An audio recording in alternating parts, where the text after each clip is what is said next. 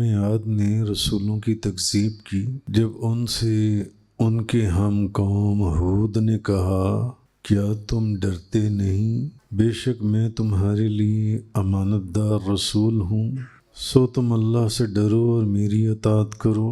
کیا تم ہر اونچی جگہ پر لہو و لعب کی ایک یادگار تعمیر کر رہے ہو، اور تم اس توقع پر مضبوط مکان بنا رہے ہو کہ تم ہمیشہ رہو گے، اور مضبوط محل بناتے ہو اس امید پر کہ تم ہمیشہ رہو گے، اور جب کسی کو پکڑتے ہو تو بڑی بے دردی سے پکڑتے ہو۔ اللہ سے ڈرو اور میری اطاعت کرو، یعنی اللہ حسین ہے اور اللہ جمال کو پسند کرتا ہے اور حسن سے بھی محبت کرتا ہے۔ اللہ جمیل ہے اور وہ حسین ہے اور وہ جمال اور حسن کو پسند کرتا ہے، ان سے محبت کرتا ہے اللہ تعالیٰ۔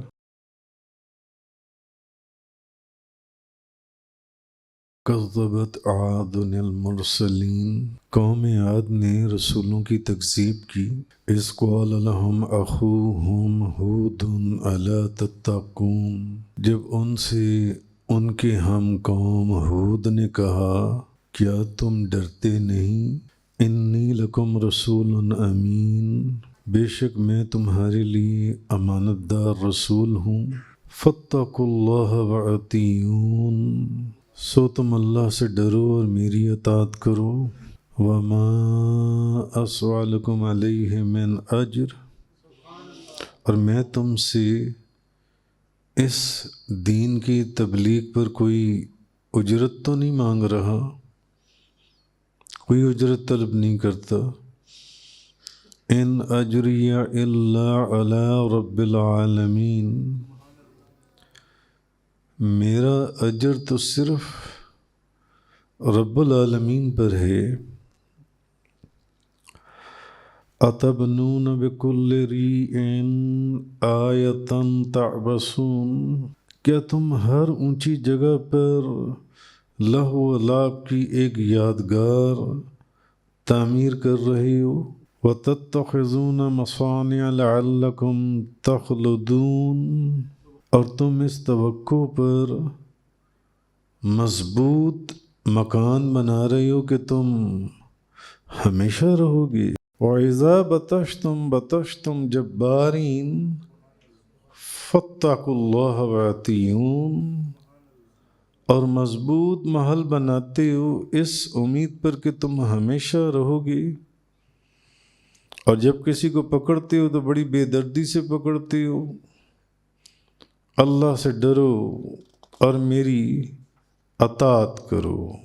اب پھر نبی کریم صلی اللہ علیہ وسلم کی تسلی کے لیے حضرت ہود علیہ السلام اور ان کی قوم کا واقعہ بیان کیا جا رہا ہے۔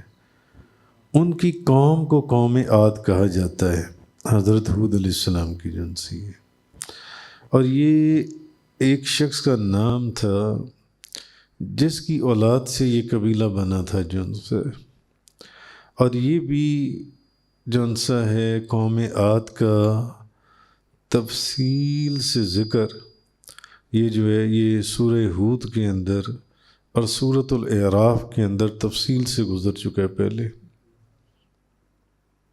بہرحال یہاں دوبارہ بیان ہو رہا ہے۔ تو اللہ تبارک و تعالیٰ نے فرمایا اذ قال لهم اخوهم ہود الا تتقون۔ اچھا، یہاں پر بھی پہلے تو وہی بات کہی کہ عاد نے بھی رسولوں کو جھٹلایا، حالانکہ رسول تو ایک تھے، مگر ایک کا انکار سب کا انکار ہے۔ اس کی تفسیر کل پرسوں پچھلے دنوں میں آپ کو بتا چکا ہوں۔ اذ قال لهم اخوهم ہود الا تتقون انی لکم رسول امین فاتقوا اللہ واطیعون، جب ان سے ان کے ہم قوم ہود نے فرمایا کہ کیا تم ڈرتے نہیں ہو، بے شک میں تمہارے لیے امانت دار رسول ہوں، جیسے حضرت نوح علیہ السلام نے اپنی قوم کو کہا تھا کہ کیا تم میری امانت داری سے واقف نہیں ہو؟ میں اللہ کی جو امانت ہے وہ تم تک پہنچا رہا ہوں، اس کو قبول کرو۔ آپ نے بھی ایسی کہا میری اطاعت کر لو، میں جو کہہ رہا ہوں کر لو۔ انہوں نے بھی کہا، اور پیچھے آپ دیکھتے چلے آئیے جن کے بھی پیغام کو ان کی قوم نے قبول نہیں کیا، ان کے اوپر اللہ تعالیٰ کا کس قدر خوفناک عذاب نازل کیا گیا جن سے۔ تو حضرت ہود علیہ السلام کی قوم عاد نے انہیں اس وقت جھٹلایا جب آپ نے ان سے فرمایا کہ باز آ جاؤ، تم جس کفر کے اندر اور شرک میں مبتلا ہو، کیا تم اللہ کے عذاب سے ڈرتے نہیں ہو؟ میں اللہ کا رسول ہوں اور میری امانت داری یہ تمہارے اندر مشہور ہے، جیسے حضرت نوح علیہ السلام نے کہا تھا، سیم وہی گفتگو ہے۔ اور میں اللہ کی وحی کا امین ہوں، اللہ کی وحی لے کر آیا ہوں، تو کیا تم اللہ کے عذاب سے ڈرتے نہیں ہو جو تم میرا انکار کر رہے ہو، میری بات کو قبول نہیں کر رہے؟ تو میری فرما اب بھی وقت، یعنی میری فرما برداری کر لو، میں جو تمہیں حکم دے رہا ہوں، اور میں تم سے اس تبلیغ پر کچھ اجرت تو نہیں مانگ رہا، میرا اجر تو اسی پر ہے جو سارے جہان کا رب ہے۔ یہی گفتگو پیچھے چلی تھی حضرت نوح علیہ السلام والے واقعے میں۔ وَمَا أَسْأَلُكُمْ عَلَيْهِ مِنْ أَجْرٍ إِنْ أَجْرِيَ إِلَّا عَلَىٰ رَبِّ الْعَالَمِينَ أَتَبْنُونَ بِكُلِّ رِيعٍ آيَةً تَعْبَثُونَ، کیا تم ہر بلند جگہ پر ایک نشان بناتے ہو اور گزرنے والے لوگوں کا مذاق اڑاتے ہو؟ تو حضرت ہود علیہ السلام نے اپنی قوم سے فرمایا، پہلے تو یہ فرما دیا کہ میں تم سے اس کی کوئی قیمت نہیں مانگ رہا، جو میں تم تک اللہ کا پیغام پہنچا رہا ہوں، وہ میرا جو بھی اجر اور ثواب ہے وہ اللہ کی طرف ہے۔ اچھا، اب آپ کی قوم کی ایک عادت تھی کہ وہ راستوں کے اندر بڑی بڑی بلند عمارتیں بناتے تھے، اور ان کے اندر ایک جو گندی عادت تھی وہ یہ تھی کہ وہ ان اونچی جگہوں پر بیٹھ کر تو ان کے آگے سے جو گزرتا تھا راہ چلنے والوں کو وہ پریشان کرتے تھے اور ان کا مذاق اڑاتے تھے، ان لوگوں کا جن سے۔ تو ان کے اسی عمل کی طرف حضرت ہود علیہ السلام نے ان کو ان کی توجہ دلائی کہ یہ جو تمہاری بلند و بالا اتنی عالی شان جو تم گھر بناتے ہو، تو ان کے سامنے سے گزرنے والے لوگوں کا تم مذاق اڑاتے ہو۔ ایسے لوگ ہیں، آج بھی ہیں، آپ کو چوکوں کے اندر بیٹھے ہوئے نظر آئیں گے یا اس طرح کی جگہوں پر بیٹھ کے، یا باہر سڑکوں کے اوپر بیٹھے ہوئے نوجوان بیٹھے ہوں گے، گزرنے والوں کا مذاق اڑاتے ہوئے نظر آئیں گے آپ کو۔ ایسے ہی بوڑھے لوگوں کا مذاق اڑائیں گے، عورتوں کو چھیڑیں گے گزرنے والی وہاں سے۔ تو کیا تم گزرنے والوں کا مذاق اڑاتے ہو تاکہ ان اونچی جگہوں پر چڑھ کر تم ان کا مذاق بناؤ؟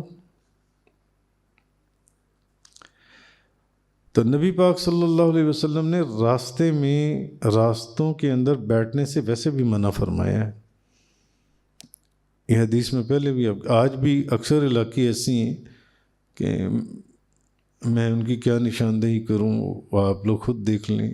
میں سب کہ وہاں سڑکوں کے اوپر لوگ بیٹھے ہوتے ہیں، باہر فٹ پاتھ کے اوپر سینکڑوں کی تعداد میں نوجوان لوگ بیٹھے گپے مار رہے ہوتے ہیں، تو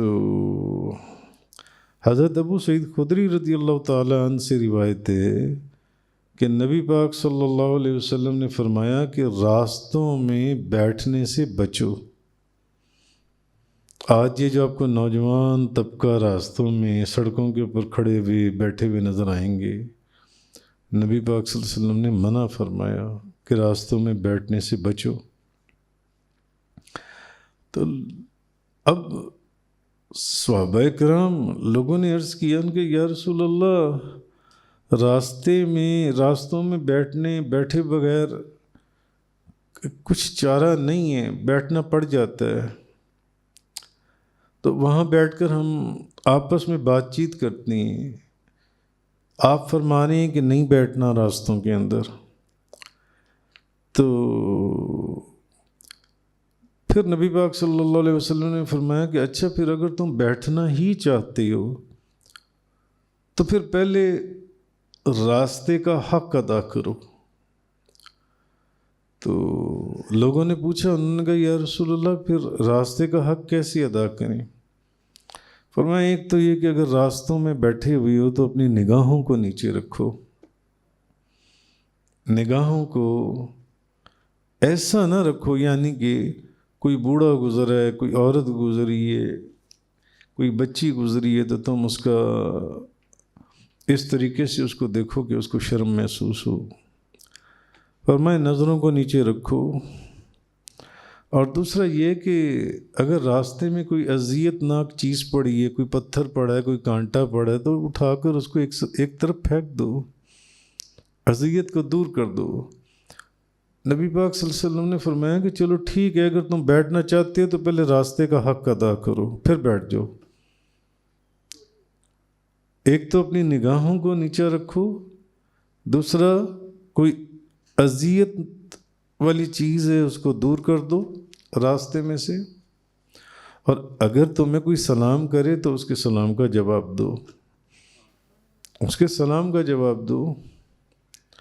اور دوسرا یہ کہ اگر راستوں میں بیٹھنا ہی ہے نا، بیٹھ کر باتیں کر رہے ہو تو اچھی بات کا حکم کرو اور بری بات سے منع کرو ایک دوسرے کو، پھر بیٹھو، پھر راستے میں بیٹھو۔ یہ چیز آپ نے فرمائی جن سے۔ اور ایک روایت میں یہ ہے کہ نبی پاک صلی اللہ علیہ وسلم نے 2 چیزیں فرمائیں۔ فرمایا کہ اگر کوئی فریاد کرنے والا پھر اس راستے سے گزرے تو اس کی فریاد کو سنو، اور اگر کوئی راستہ بھول گیا تو اس کو راستہ بتا دو، اس کو ہدایت کرنا جو ان سے۔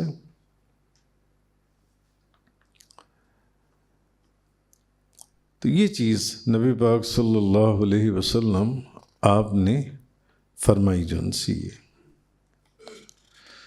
تو آگے فرمایا وَتَتَّخِذُونَ مَصَانِعَ لَعَلَّكُمْ تَخْلُدُونَ وَإِذَا بَطَشْتُمْ بَطَشْتُمْ جَبَّارِينَ فَاتَّقُوا اللَّهَ وَأَطِيعُونِ۔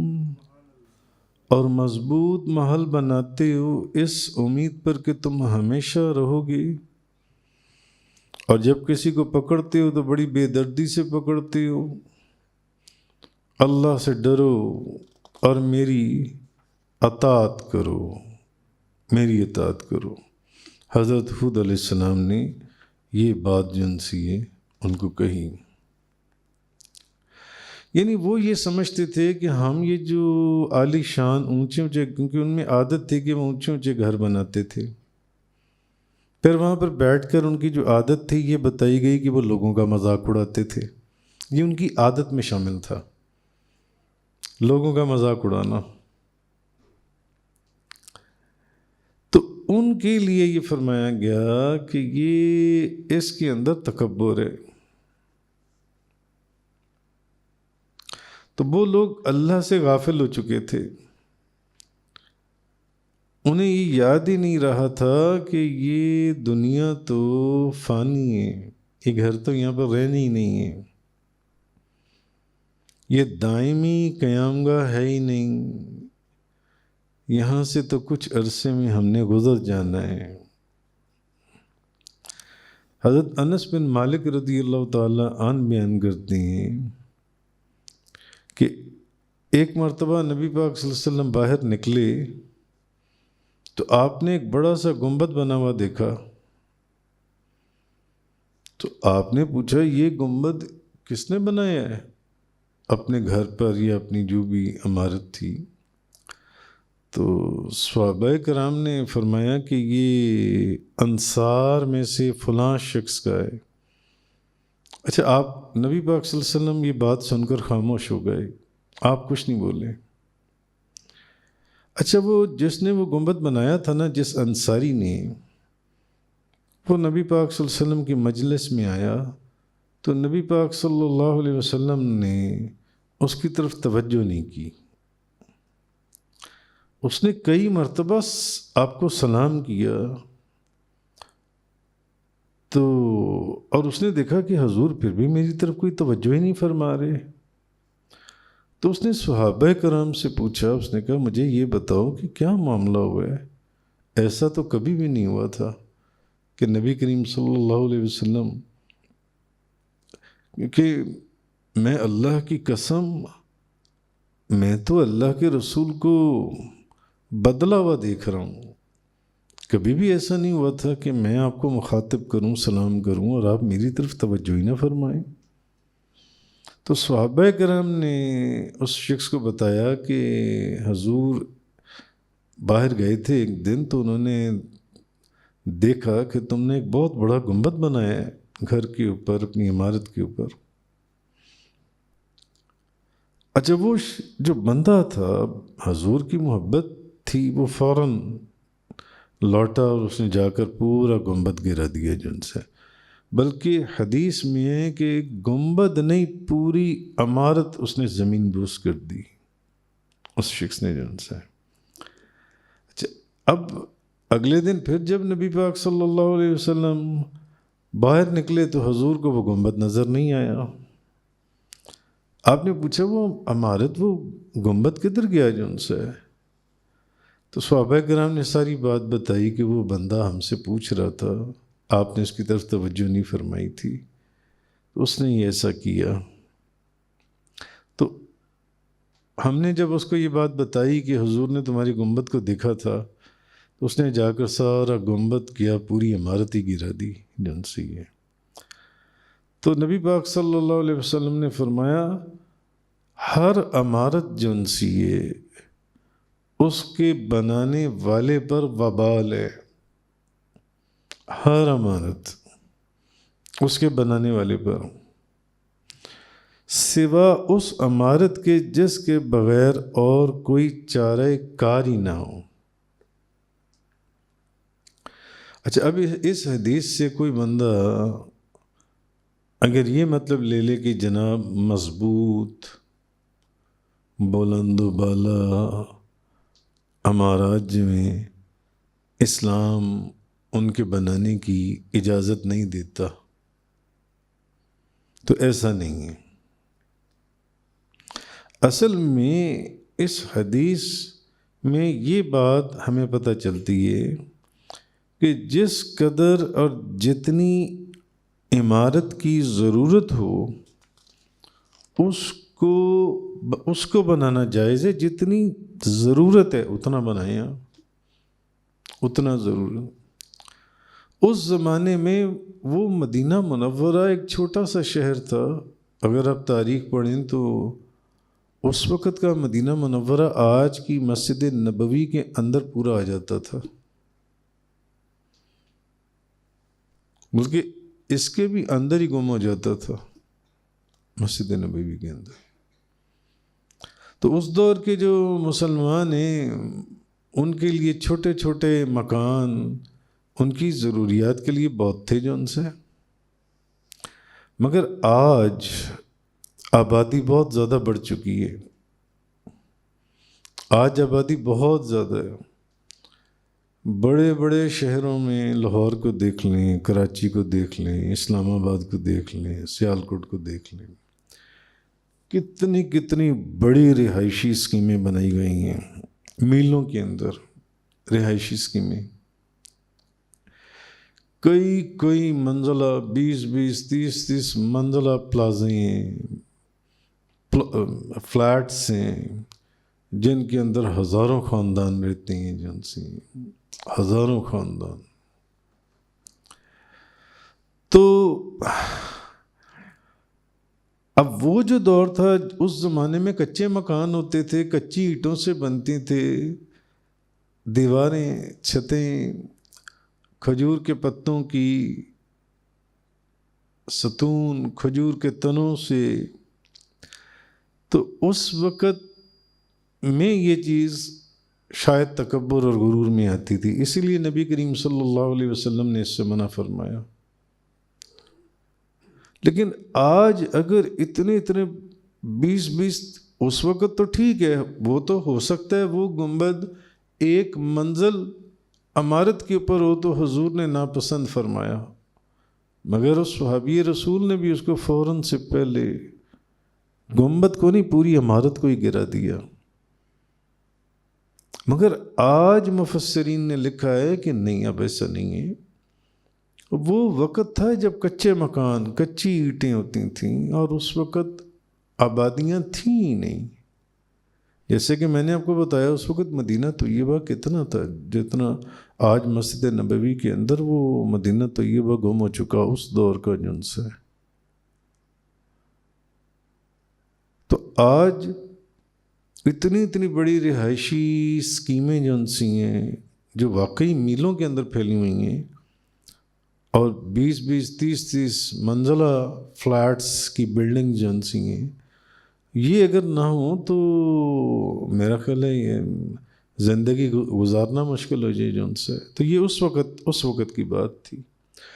اس بات کو سمجھنے کے لیے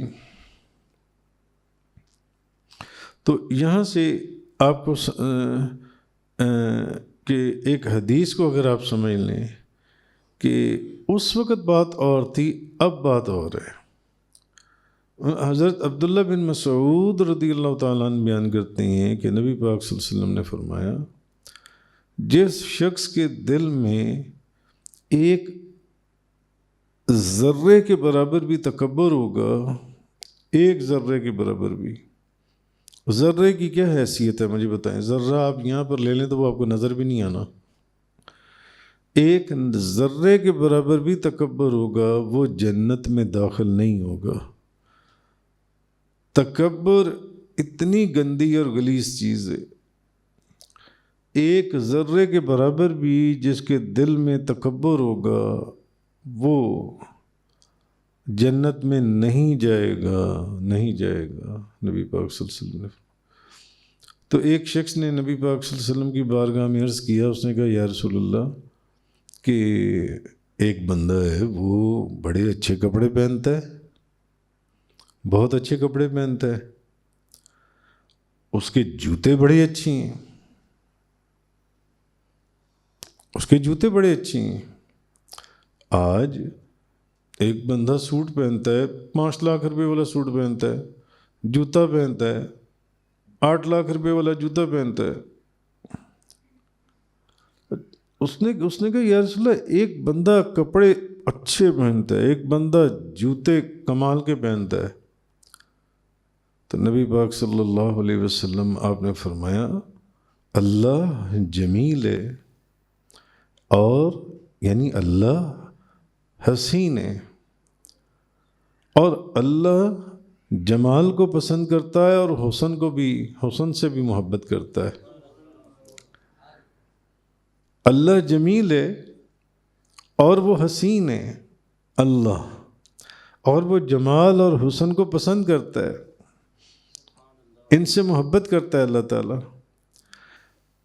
تم جو سوال کر رہے ہو نا، وہ تکبر نہیں ہے کہ ایک بندے نے بڑا مہنگا کپڑا پہنا ہوا ہے، بڑا مہنگا جوتا پہنا ہوا ہے. نہیں، آپ نے فرمایا تکبر 2 چیزوں کا نام ہے. آپ نے 2 چیزیں فرمائیں. فرمایا ایک تو تکبر یہ ہے کہ حق بات کو جو شخص قبول نہیں نہ کرتا، جو حق بات کا انکار کرتا ہے، یہ تکبر ہے. اور دوسرا تکبر یہ ہے، جیسے کہ کل والے واقعے میں گزرا تھا، حضرت نوح علیہ السلام کی قوم نے کیا کہا کہ ہم ان غریب لوگوں کے پاس نہیں بیٹھیں گے، ان میں کوئی موچی ہے، کوئی برتن بنا رہا ہے، کوئی مزدور ہے، کوئی تکبر ہے کسی کو حقیر سمجھنا، اپنے سے کم تر سمجھنا، وہ تکبر ہے۔ اور حضور نے فرمایا جس کے دل میں ایک ذرے کے برابر بھی تکبر ہے وہ جنت میں نہیں جائے گا، کسی صورت وہ جنت میں نہیں جائے گا۔ تو اس بندے نے کہا نا، ایک بندہ مہنگا جوڑا کپڑا پہنتا ہے، مہنگا جوتا پہنتا ہے، میں وہ تکبر نہیں ہے۔ تکبر یہ ہے کہ ایک شخص حق بات اس کو کہی جا رہی ہے وہ سمجھے ہی نہ، یہ ہے تکبر۔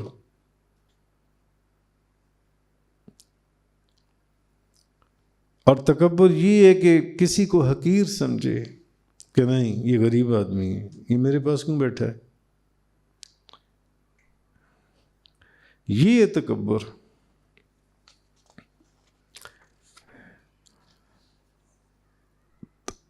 ایک امیر آدمی آیا، اس سے ہاتھ ملا لیا، ایک غریب آدمی آیا، آپ نے اس سے ہاتھ نہیں ملایا، یہ تکبر ہے۔ تو عالیشان بلڈنگ، عالیشان گھر، اچھے کپڑے پہننا، اچھا جوتا پہننا، یہ تکبر نہیں ہے۔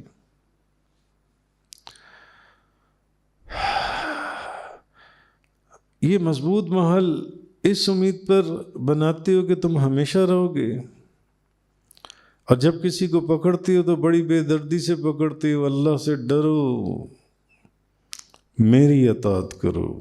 حضرت ہود علیہ السلام انہوں نے وہی بات کہی کہ تم یہ جو محل بنانے لگے ہوئے ہو کہ تم کبھی مرو گے نہیں، تم ہمیشہ ان محلوں میں رہو گے، ایسا نہیں ہوگا، تم نے یہاں سدا نہیں رہنا، تم یہاں دائمی نہیں ہو، آن قریب تم مر جاؤ گے، یہ گھر یہیں رہ جائیں گے، ایسے ہی بنے رہیں گے، یہیں رہ جائیں گے جلد سے۔ اور دوسری تم لوگوں کے اندر ایک اور، انہوں نے ان کی ایک اور غلط عادت، ایک تو وہ راستوں میں بیٹھتے تھے، اونچی وہ گھر بناتے تھے، پھر وہ اس لیے بناتے تھے اس نیت سے کہ ان کے اوپر بیٹھ کر گزرنے والوں کا مذاق اڑائیں۔ اور پھر یہ کہ تم جب کسی کی گرفت کرتے ہو تو بڑی بے دردی کے ساتھ تلوار سے قتل کر کے یا اس کو درے مار کر انتہائی بے رحمی سے گرفت کرتے ہو۔ اللہ کی عذاب سے ڈرو اور ان کاموں کو چھوڑ دو۔ میں تمہیں یہ پیغام دے رہا ہوں کہ اللہ کی وحدانیت پر ایمان لے آؤ کہ اللہ ایک ہے۔ انہوں نے اپنی قوم کو کہا، قوم عاد کو، اور عدل اور انصاف کا تمہیں پیغام پہنچا رہا ہوں، اس لیے فرما برداری کرتے ہوئے میری اطاعت کرو۔ وآخر الدعوانا الحمدللہ رب العالمین۔ تفسیر قرآن کا یہ لیکچر انگلش میں سننے کے لیے براہ کرم ڈسکرپشن میں موجود لنک پر کلک کریں۔